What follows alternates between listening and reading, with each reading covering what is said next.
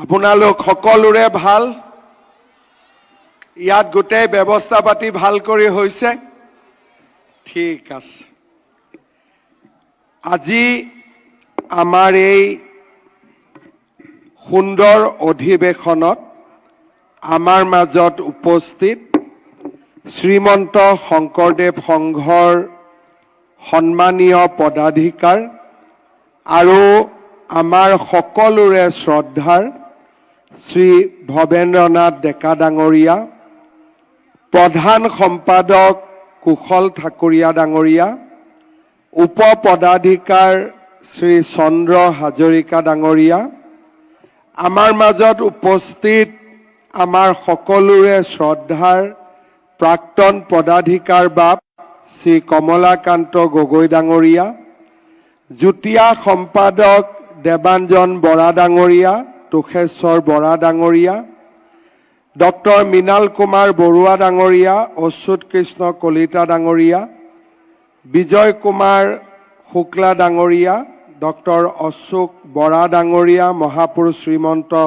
শংকৰদেৱ বিশ্ববিদ্যালয়ৰ উপাচাৰ্য ডক্টৰ সুব্ৰত জ্যোতি নেওগ ডাঙৰীয়া তেজপুৰ বিশ্ববিদ্যালয়ৰ সন্মানীয় অধ্যাপক ভাৰতীয় জনতা পাৰ্টিৰ সন্মানীয় সভাপতি দৰং ওদালগুৰি লোকসভা সমষ্টিৰ সন্মানীয় সাংসদ দিলীপ শইকীয়া ডাঙৰীয়া এই অধিৱেশনত সৰ্বতোপ্ৰকাৰে নিজক উৎসৰ্গা কৰা আমাৰ নদুৱাৰ সমষ্টিৰ সন্মানীয় বিধায়ক পদ্ম হাজৰিকা ডাঙৰীয়া তেজপুৰৰ প্ৰাক্তন সাংসদ পল্লৱ লোচন দাস ডাঙৰীয়া অসম তথা উত্তৰ পূব ভাৰতৰ বিভিন্ন অঞ্চলৰ পৰা অহা সন্মানীয় ভকতসকল আই মাতৃসকল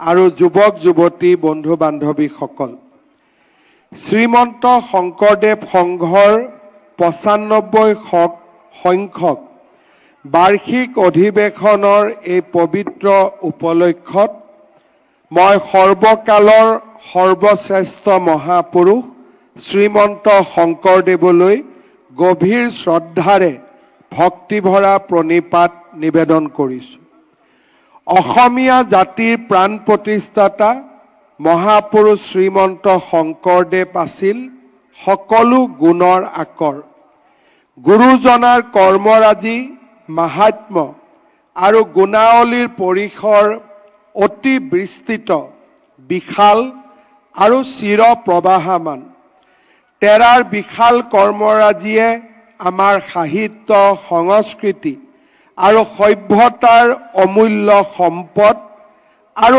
আমাৰ অসমৰ অক্ষয় ভাণ্ডাৰ ই সমৃদ্ধ কৰিছে আজি গুৰুজনাৰ ভক্তিৰ ৰসেৰে বিধৌত জামুগুৰি হাটৰ ঢলাইবিল নাহৰবাৰী পথাৰৰ জ্যোতি বিষ্ণু সমন্বয় ক্ষেত্ৰত উপস্থিত থাকিবলৈ পাই মই নিজকে ধন্য অনুভৱ কৰিছোঁ এই মহাস্থানত সমবেত সমূহ ভকত বৈষ্ণৱ আৰু আই মাতৃলৈ মই সেৱা নিবেদিছোঁ অসমৰ সাংস্কৃতিক মানচিত্ৰত জামুগুৰিয়ে এক সুকীয়া স্থান দখল কৰি আহিছে মহাবাহু ব্ৰহ্মপুত্ৰৰ উত্তৰ পাৰৰ এই প্ৰাচীন ভূখণ্ড বহু ঐতিহাসিক উত্থান আৰু পতনৰ সাক্ষী সমৃদ্ধ বৃহত্তৰ জামুগুৰি হাটৰ সমলসমূহে অঞ্চলটোৰ অতীতৰ প্ৰাচুৰ্যৰ কথাকে সোঁৱৰাই আহিছে মহাপুৰুষ শ্ৰীমন্ত শংকৰদেৱৰ অনন্য অৱদান অংকীয়া ভাওনাক আধাৰ হিচাপে লৈ জামুগুৰি অঞ্চলৰ ৰাইজে আয়োজন কৰি অহা বাৰে চহৰীয়া ভাওনাই মহাপুৰুষজনাৰ আধ্যাত্মিক আৰু সাংস্কৃতিক আদৰ্শক উজ্জীৱিত কৰাত যোৱা ২০০ বছৰৰো অধিক কাল ধৰি অনন্য অৰিহণা যোগাই আহিছে সম্প্ৰতি পকামুৰা পথাৰত নিগাজিকৈ আয়োজিত হৈ অহা বাৰে চহৰীয়া ভাওনা জামুগুৰিহাটৰ ৰাইজৰ অক্লান্ত পৰিশ্ৰম, ত্যাগ আৰু নিৰ্মল ভক্তিপৰায়ণতাৰ অন্যতম নিদৰ্শন।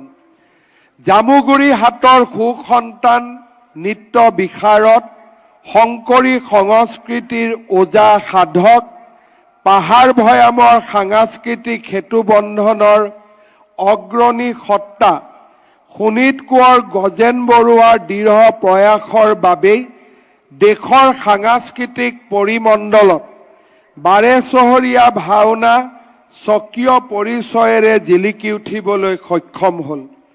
বাৰেচহৰীয়া ভাওনাৰ পৰম্পৰাৰ বিভিন্ন দিশ আলোকপাত কৰি গজেন বৰুৱাই অসমীয়া, হিন্দী, ইংৰাজী ভাষাত লিখা নিবন্ধসমূহে সৰ্বভাৰতীয় প্ৰেক্ষাপটত এই সমূহীয়া ভাওনাক এক নতুন চিনাকি দিয়ে। তেখেতৰ ঐকান্তিক প্ৰয়াসৰ বাবেই উত্তৰ পূৰ্বৰ জনজাতীয় শিল্পীয়ে নৃত্য, গীত আৰু অভিনয়েৰে বাৰেচহৰীয়া পৰম্পৰালৈ আন্তৰিক সহযোগিতা আগবঢ়াই প্ৰকৃতাৰ্থত গুৰুজনাৰ সমন্বয়ৰ আদৰ্শক বাস্তৱিতা কৰাত গুৰুতৰ অৱদান আগবঢ়ালে।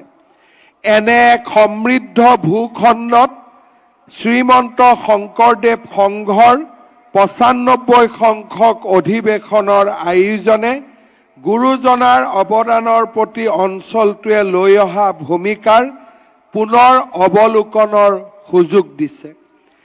গুৰুজনাই দি থৈ যোৱা অমূল্য সম্পদৰাজি আগুৱাই লৈ যোৱাত শ্ৰীমন্ত শংকৰদেৱ সংঘই প্ৰতিষ্ঠা কালৰে পৰা যি নিৰলস প্ৰয়াসত ব্ৰতী হৈ আহিছে, সি অসমৰ জাতীয় জীৱনৰ আধ্যাত্মিক আৰু ধৰ্মীয় চেতনা তথা সনাতনী পৰম্পৰাক অধিক প্ৰগাঢ় কৰিছে।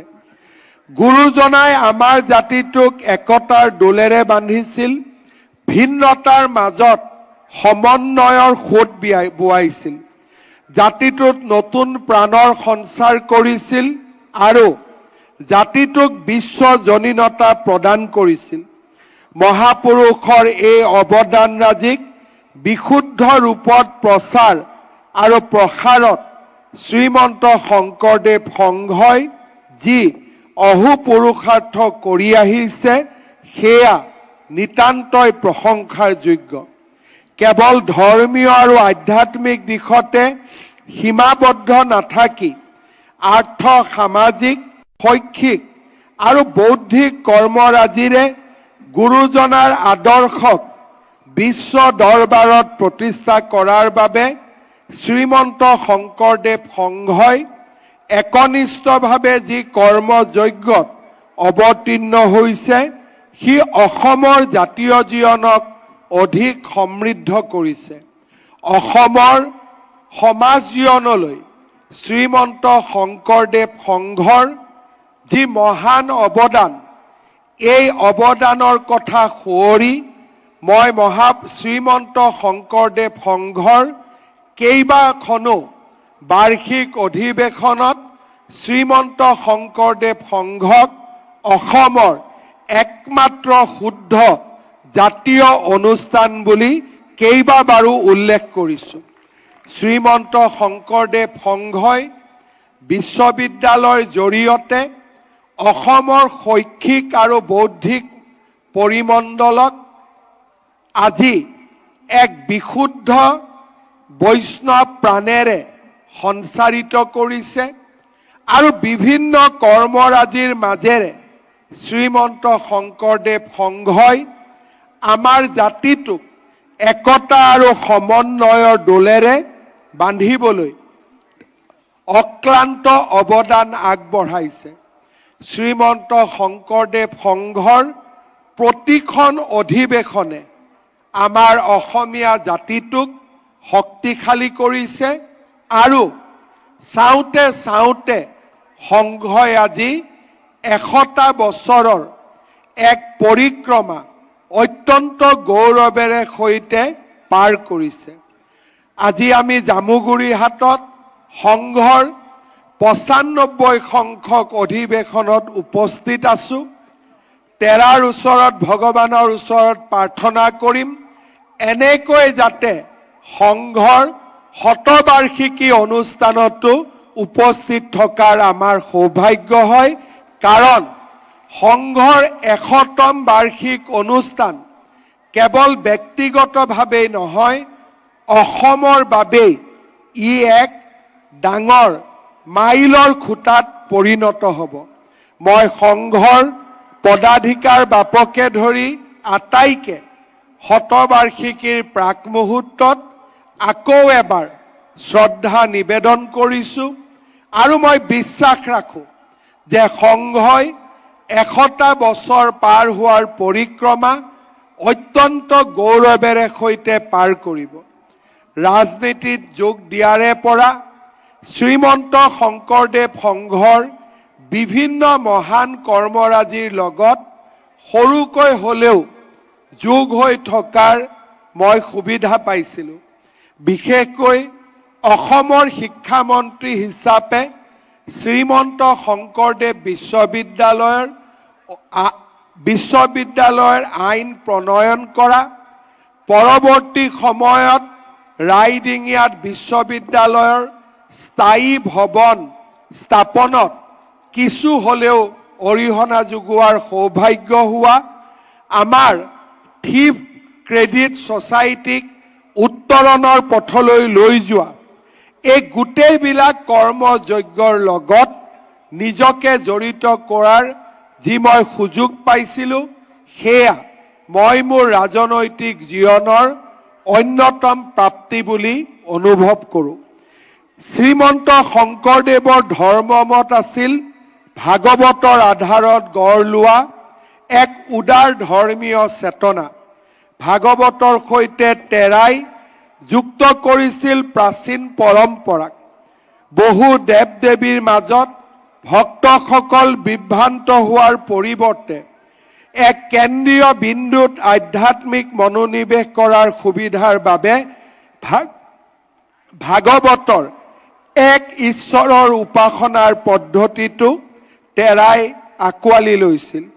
বহু দেৱতাৰ মাজত এজন কেন্দ্ৰীয় দেৱতাৰ উপাসনা দৰাচলতে এক সনাতন সত্যৰ উপলব্ধিৰ বাদে আন একো নহয়।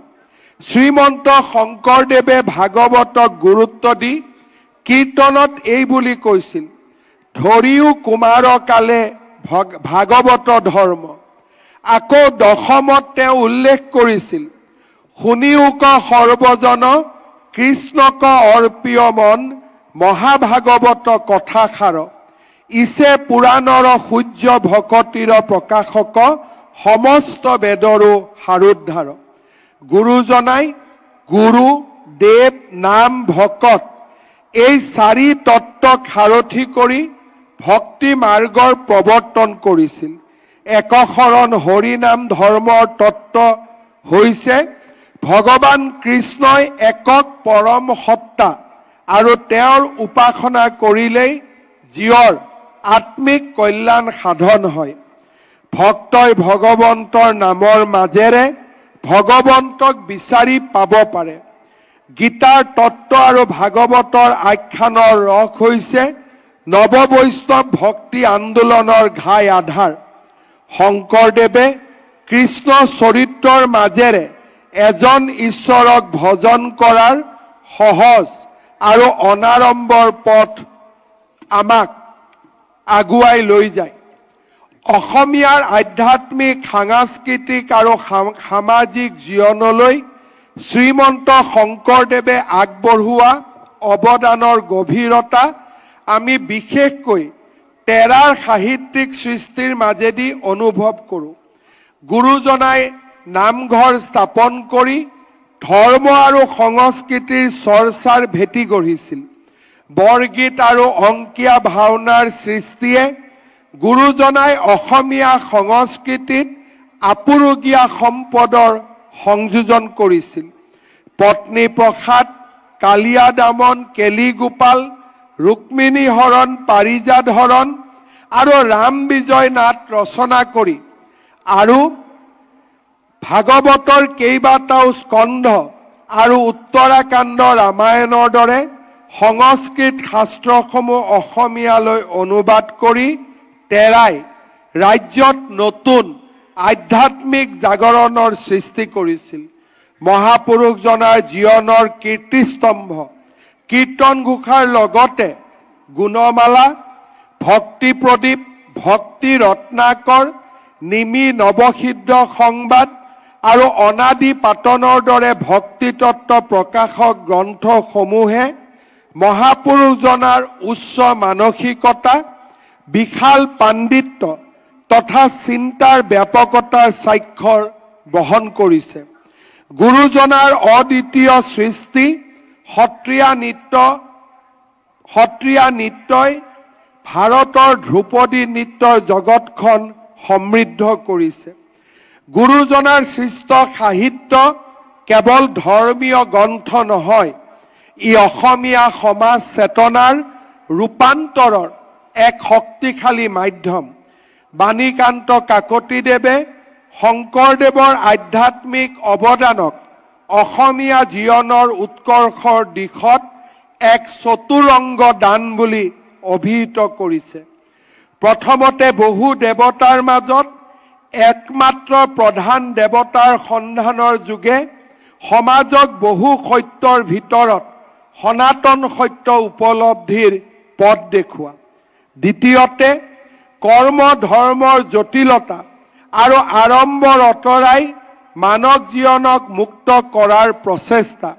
তৃতীয়তে বাহ্যিক আচাৰ অনুষ্ঠানৰ ঠাইত বিশুদ্ধ অন্তৰক আধ্যাত্মিক উপলব্ধিৰ মূল ক্ষেত্ৰ হিচাপে প্ৰতিষ্ঠা কৰা। আৰু চতুৰ্থতে সমাজৰ বিদ্যমান শ্ৰেণীৰ ব্যৱধান দূৰ কৰি সমতাৰ বাণী প্ৰচাৰ কৰা। এই চাৰিটা আধ্যাত্মিক দানৰ বিস্তাৰ আৰু বিকাশ শংকৰদেৱ আৰু তেৰাৰ শিষ্য অনুৰক্তসকলৰ ৰচনাৱলীত আমি স্পষ্টভাৱে দেখা পাওঁ। এই সাহিত্যসমূহে অসমীয়া সমাজত এক নতুন আধ্যাত্মিক আৰু সামাজিক আলোড়নৰ সৃষ্টি কৰিছিল। বৈষ্ণৱ সাহিত্যই অসমৰ সমাজত নতুন প্ৰাণৰ সংচাৰ কৰিছিল। ই অসমক সৰ্বভাৰতীয় আৰু মহাজাতীয় চৈতন্যৰ লগত সংযোগ স্থাপন কৰাত সহায় কৰিছিল। বৈষ্ণৱ ধৰ্মৰ সামাজিক পদ্ধতিয়ে অসমীয়া সমাজক এক স্পষ্ট, নিটোল আৰু শৃংখলিত ৰূপ দিলে। নামঘৰসমূহে সামাজিক শৃংখলতা, নৈতিকতা আৰু ঐক্যৰ জ্বলন্ত নিদৰ্শন হিচাপে গঢ় লৈ উঠিল। বৈষ্ণৱ সাহিত্যৰ উদাৰ মানসিকতা আৰু সাম্যবোধে ধৰ্মমূলক ভেদভাৱৰ ওপৰত মিলা প্ৰীতিৰ এক দৃঢ় বান্ধোন গঢ়িলে। অসমীয়া জাতীয় জীৱনত শংকৰী সাহিত্য আৰু শংকৰী চিন্তাধাৰাৰ প্ৰভাৱ কেৱল গভীৰেই নহয়, ই আমাৰ সমাজৰ মূল আধাৰস্বৰূপ। মূলতঃ সাংস্কৃতিক চেতনাবোধ, জাতীয়তাবাদ আৰু প্ৰবল আশাবাদক আধাৰ হিচাপে লৈ গুৰুজনাই প্ৰৱৰ্তন কৰা নৱ বৈষ্ণৱ ধৰ্মৰ এক লক্ষণীয় বৈশিষ্ট্য আছিল সৰ্বভাৰতীয় চেতনাবোধৰ সৈতে ঐক্য স্থাপন।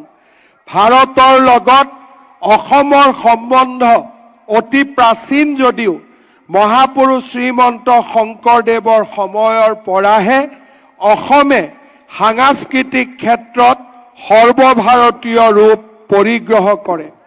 মহাপুৰুষ শ্ৰীমন্ত শংকৰদেৱ প্ৰথমজন অসমীয়া যিজনে সৰ্বভাৰতীয় ঐতিহ্যৰ ঢল পোন প্ৰথমবাৰৰ বাবে অসমলৈ বোৱাই আনিলে আৰু অসমীয়াৰ মানসিক দিগন্ত অসমৰ পৰা ভাৰতলৈ প্ৰসাৰিত কৰিলে।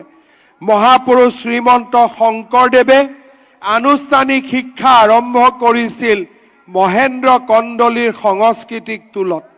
গুৰু চৰিত কথাত আমি পাওঁ, কন্দলী টোলত থাকোঁতেই তেৰাই 4 বেদ 14 শাস্ত্ৰ, অষ্টাদশ পুৰাণ, অষ্টাদশ ভাৰত সংহিতা 14 ব্যাকৰণ, অষ্টাদশ তত্ত্ব, অষ্টাদশ কাব্য আদি অধ্যয়ন কৰিছিল।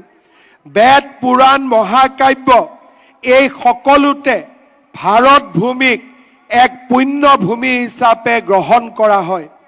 গুৰুজনাই ভাগৱতত কৈছে, দেৱৰো দুৰ্লভ ইটো জন্ম ভাৰতত, হৰাই চিন্তামণি যেন জানিবা হাতত। মহাপুৰুষজনাৰ মনত ভাৰতবোধৰ চেতনা ছাত্ৰশালত শাস্ত্ৰ চৰ্চাৰ মাজেদি জাগৃত হলেও প্ৰথমবাৰৰ তীৰ্থ ভ্ৰমণৰ কালছোৱাত আহৰণ কৰা বাস্তৱ অভিজ্ঞতাই ইয়াক এক সচেতন আৰু সজীৱ ৰূপ দিয়ে। সেই তেৰাৰ দ্বাৰা প্ৰচাৰিত ধৰ্ম মততো এক সৰ্বভাৰতীয় দৃষ্টিভংগী প্ৰকাশ পাইছে। চৰিত পুথিমতে প্ৰথমবাৰ তীৰ্থ ভ্ৰমণৰ কালত বদৰিকাশ্ৰমত থাকোঁতেই তেখেতে প্ৰথম বৰগীতটো ৰচনা কৰিছিল। প্ৰথমবাৰ তীৰ্থ ভ্ৰমণৰ সময়তে সেই সময়ত ভাৰতবৰ্ষত চলি থকা গীত মাত নাট আদিৰ সৈতে পৰিচিত হোৱাৰ সুযোগ পাইছিল আৰু ঘূৰি আহি অসমৰ লোকনাট্য পৰম্পৰা আৰু শাস্ত্ৰীয় ধাৰাটোক পৰীক্ষা নিৰীক্ষাৰ মাজেৰে গুৰুজনাই অংকীয়া নাট শৈলীৰ সৃষ্টি কৰিছিল। মহাপুৰুষজনাৰ দুইবাৰৰ তীৰ্থ ভ্ৰমণৰ বিৱৰণ আমি চৰিত পুথিত পাওঁ। চৰিত পুথিত বিভিন্ন ঠাইৰ সবিস্তাৰ বৰ্ণনা আৰু নামো দিয়া হৈছে য'ত তেৰাই থিতাপি লৈছিল। সেই স্থানবোৰৰ ৰীতি নীতি, সাংস্কৃতিক পৰিৱেশ এই সকলোবোৰৰ সংস্পৰ্শলৈ গুৰুজনা আহিছিল আৰু তেৰাৰ অভিজ্ঞতা সম্বলিত উপাদানবোৰেৰে অসমৰ নৱ বৈষ্ণৱ ধাৰাক পুষ্ট কৰাৰ সুযোগ পাইছিল।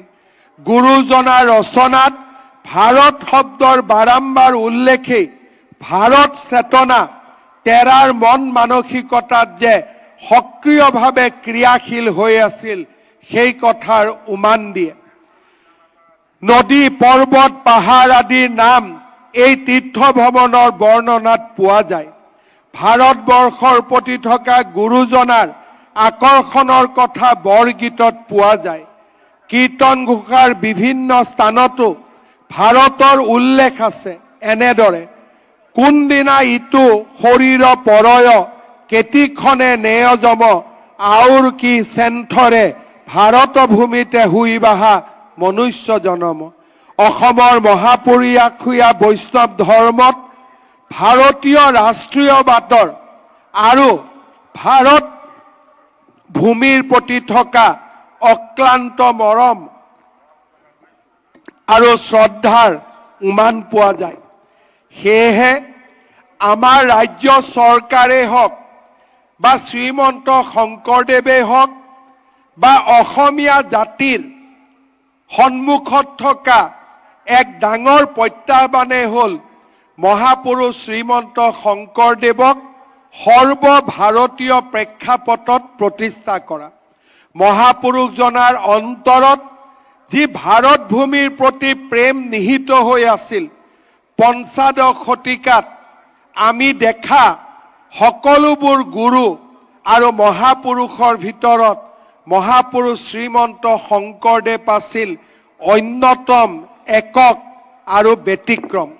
সেয়েহে আমাৰ অসমীয়া লোকসকলৰ জীৱনৰ লক্ষ্য হোৱা উচিত মহাপুৰুষ শ্ৰীমন্ত শংকৰদেৱক ভাৰতবৰ্ষৰ চুকে কোণে প্ৰতিষ্ঠা কৰা। নৱ বৈষ্ণৱ ধৰ্মৰ মূল সাৰ কৃষ্ণ ভক্তিক ভাৰতৰ চুকে কোণে বিয়পা